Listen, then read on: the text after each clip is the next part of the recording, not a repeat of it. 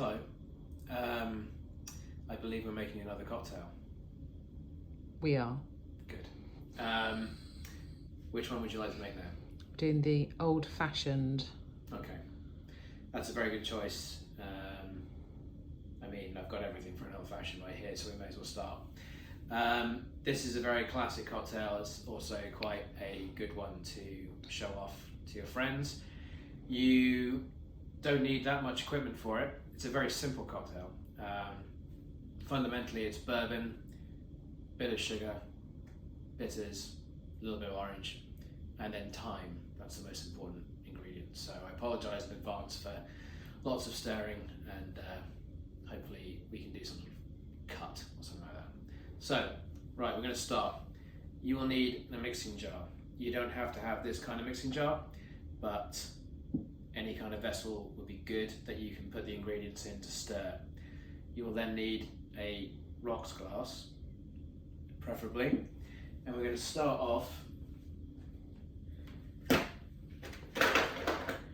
going to put some ice in the glass that we're going to serve the drink in, so it's cold. We're then going to put the ice that we're going to mix the drink over in the mixer. Just a few bits. And then we need to choose what we want to put in it. I've said that you can use Jack Daniels. Any kind of bourbon or Tennessee whiskey, as Jack Daniels is, will do. I prefer Woodford Reserve. Any bourbon will do. But this is my old fashioned, this is not your old fashioned, so I'm going to make it how I like. We're going to start with a healthy 50ml or 2 ounces of the bourbon, and because this is a homemade cocktail, I'm going to be generous. 'Tis the season. So, got that there. We then want to take our simple syrup, which you'll have made in advance. It's better than using granulated sugar because that often doesn't get fully mixed into the drink. So it can be a little bit frustrating when you've got grains of sugar. So 1 part sugar, any granulated sugar, 1 part water, heat it over a pan, then let it mix together and then cool down. And then you've got it already in your little Kettner's bottle, if you're somewhat neurotic like me. You then want to have a small shot. You don't want to have 25ml, you just want to have just shy of that. You don't want it to be too sweet. Or maybe you do, then you have a little bit more. It's quite straightforward. And then the other intrinsic parts are the Angostura bitters, which everyone thinks doesn't actually have that much alcohol, but it's about 60% alcohol. Wow. Depends on which ones. Some of them are 60, some of them are 50. And then we want to have 2 dashes of that. And then, because this has orange as a garnish, I quite like to include Angostura orange bitters as well. Now, you don't have to do this, but I'm going to do this because I'm going to enjoy this drink afterwards.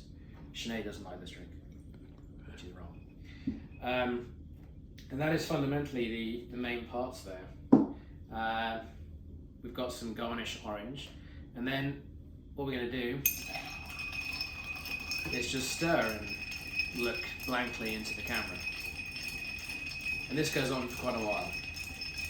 So it may give me the opportunity to give you a little bit of history about the old-fashioned. It's called that because there were so many whiskey cocktails in America, sort of during and then after the Prohibition, that people were kind of getting annoyed that they couldn't get the drink that they wanted. So it started to go around from New York and some of the other big cities that you could ask for, the old-fashioned whiskey cocktail, which is just bourbon, sugar, and bitters. So a little bit of history while we're stirring. Have you learned something? Yes. I'm probably going to forget it. That's fine. I enjoy telling the story. So Good. I'm happy to remind you the next time I have one of these drinks.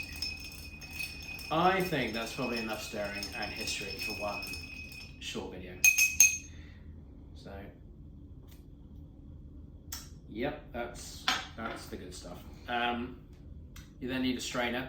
You can use a little sieve if you have that. It's basically just to make sure the ice doesn't go in the drink, because you already have ice, because it's been well prepared. So I'm just going to serve that up. That's a good size drink. And then what I like to do is take some freshly cut orange, so nice and thin, just the zest. You can see the white on the back. And then we're going to express it over the top.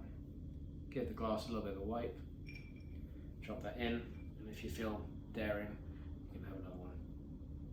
And don't put that in. So, an old-fashioned whiskey cocktail. Very good for the holiday period. Enjoy.